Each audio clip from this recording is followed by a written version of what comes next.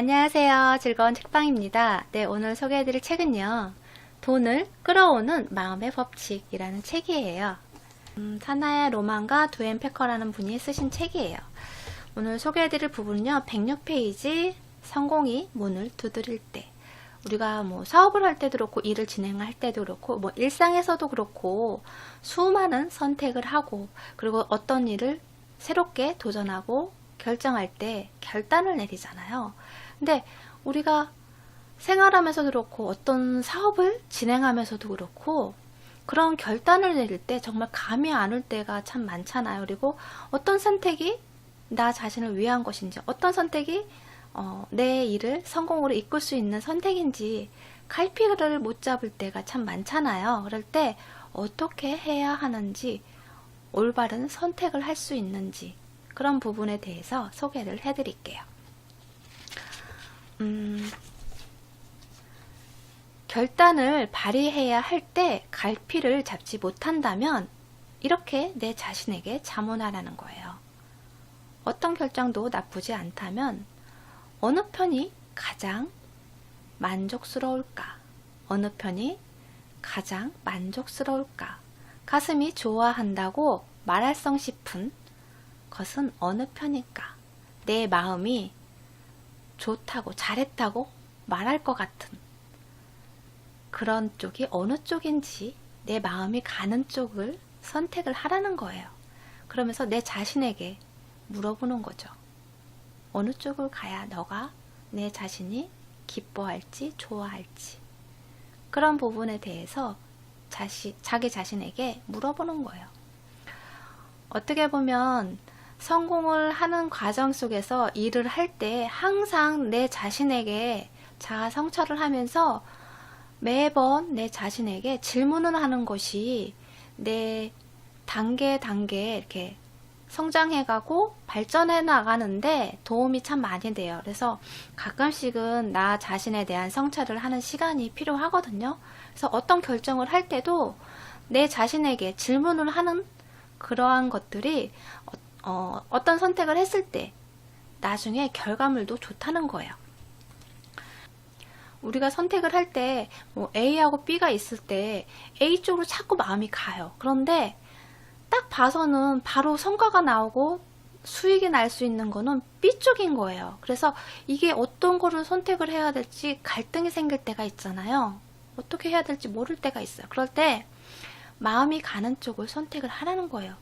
B 쪽을 선택해서 당장의 수익은 낼 수 있지만 내가 좋아하지 않는 일을 오래 할 수는 없잖아요. 그렇기 때문에 장기적으로 생각해서는 내가 마음이 가는 일을 A 쪽을 선택을 해야지 내가 기분 좋게 즐겁게 일하면서 장기적으로 내가 원하는 일을 계속 하면서 꾸준히 거기서 수익이 나면서 장기적으로 봤을 때는 배의 성과가 날 수도 있는 그런 선택이라는 거예요.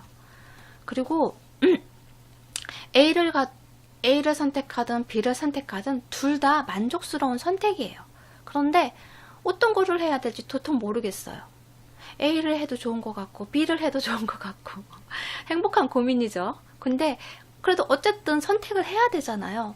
두 가지를 다 할 수는 없어요. 상황적으로. 근데 어떻게든 선택을 해야 되는데 어떤 거를 선택해야 될지 뭐 미래는 알 수 없으니까 이것도 좋을 것 같고 저것도 좋을 것 같은데 어떤 걸 해야 될지 모르겠어요. 그럴 때는 내 자신에게 이렇게 물어보는 거예요.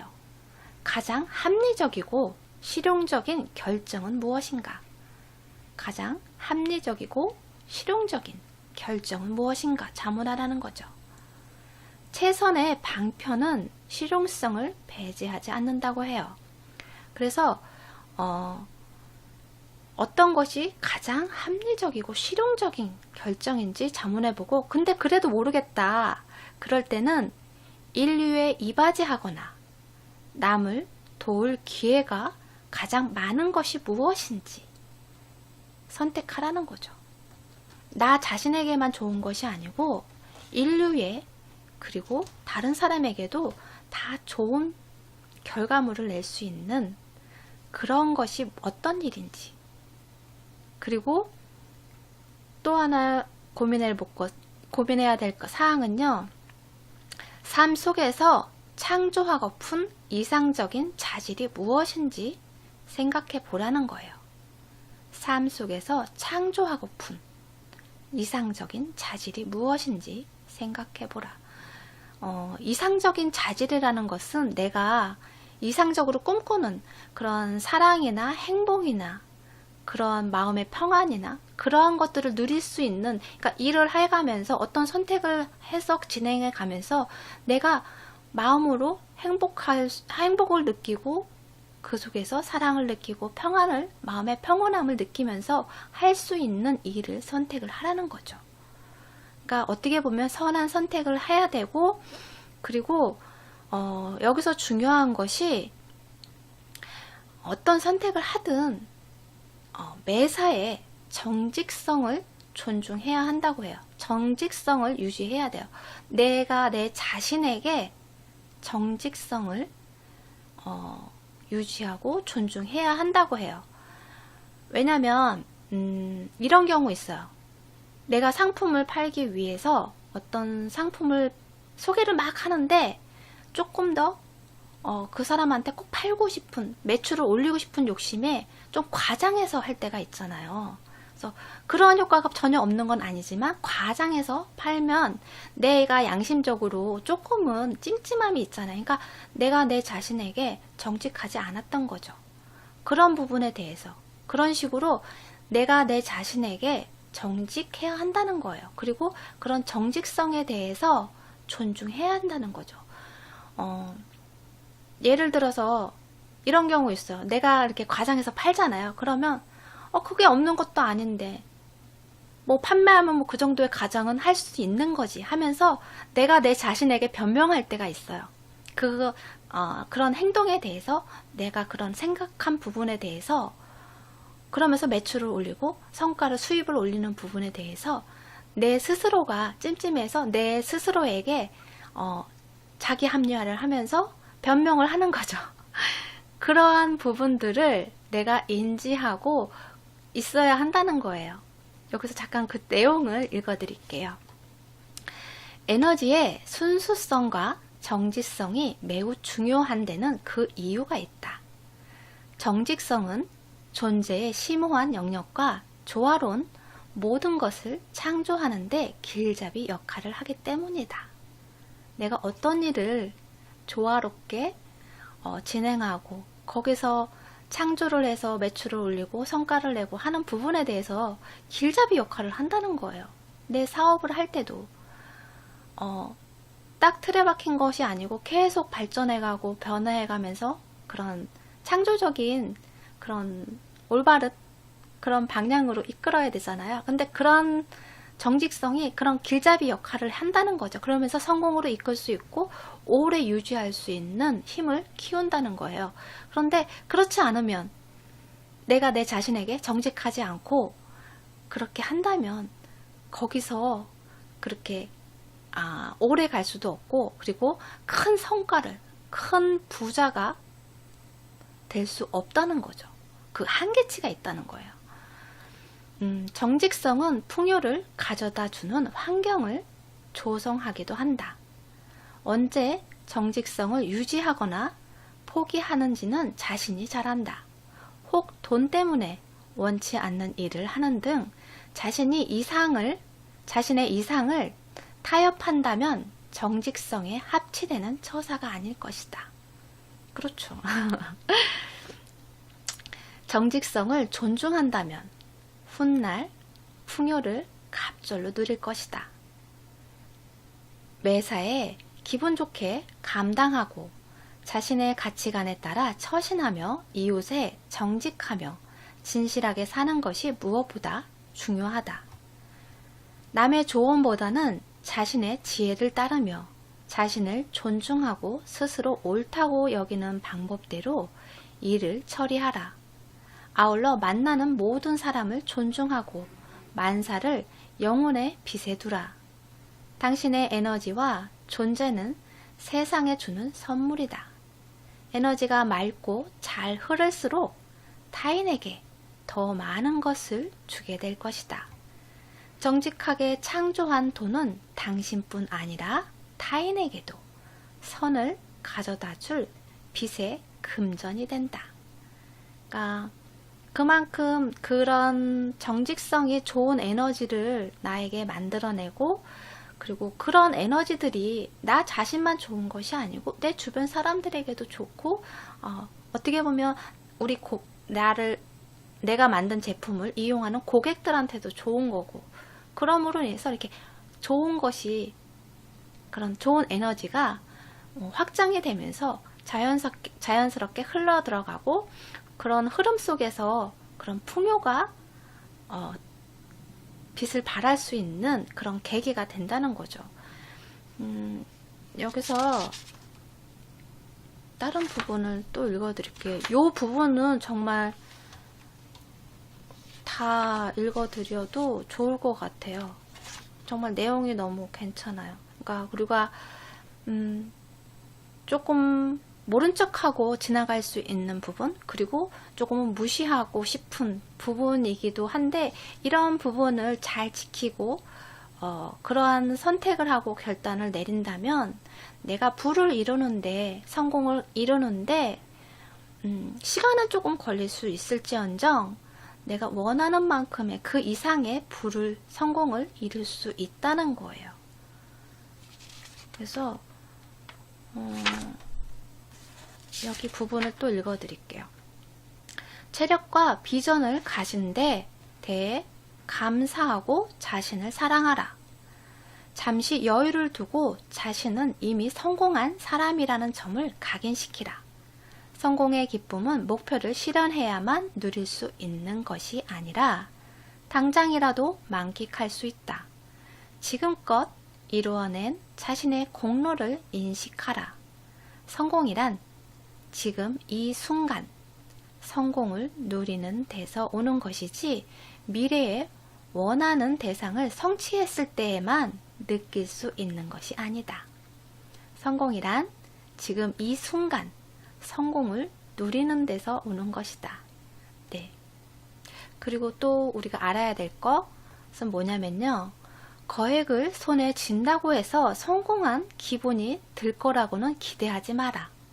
갑부도 자신에게 감사하지 않고 내면의 평안을 누리지 못하면 스스로 성공했다고 자부할 수 없기 때문이다. 내가 다른 사람이 봤을 때는 어느 정도의 재력도 있고 어느 정도 기업도 크게 성장시켰고, 그래서 참 성공했다 할지언정 자기 자신이 스스로가 자신을 인정하지 않고 더 욕심만 내느냐고, 더 많은 것을 얻기 위해서만 거기에만 몰입을 한다면 스스로가 그런 행복감이나 성취감이나 만족스러움을 못 느끼잖아요. 그렇기 때문에 그런 부분에 대해서는 성공할 수 없다고 말할 수 있잖아요. 돈에 대해서만, 한 부분에 대해서만 성공한 것이지, 그 외에 다른 부분에 대해서는 그 삶 자체로 봤을 때는 성공했다고 말할 수는 없다는 거죠. 여기 책 내용을 계속 읽어드릴게요.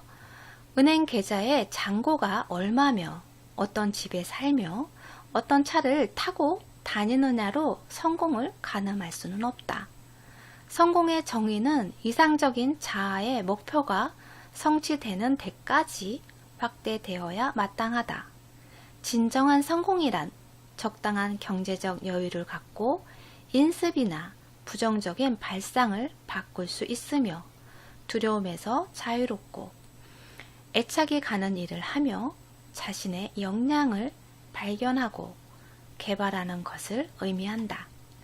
이상적인 자아의 시각에서 볼 때 성공은 뭔가 부족할 때 이를 창조할 수 있고 타인에게 보탬이 되며 자신과 이웃을 사랑하고 존중하는 것이다. 타인을 볼 때 경제적인 부를 성공의 잣대로 삼지 말자. 그보다는 삶의 질과 만족도가 기준이 되어야 옳다. 성공이라는 숭고한 자질에 주안점을 둔다면 이상적인 자아의 안목에서 이미 성취한 공적을 보는 눈이 생길 것이다. 인간적인 마음으로 세워놓고 경제적인 목표가 달성되지 못하더라도 말이다.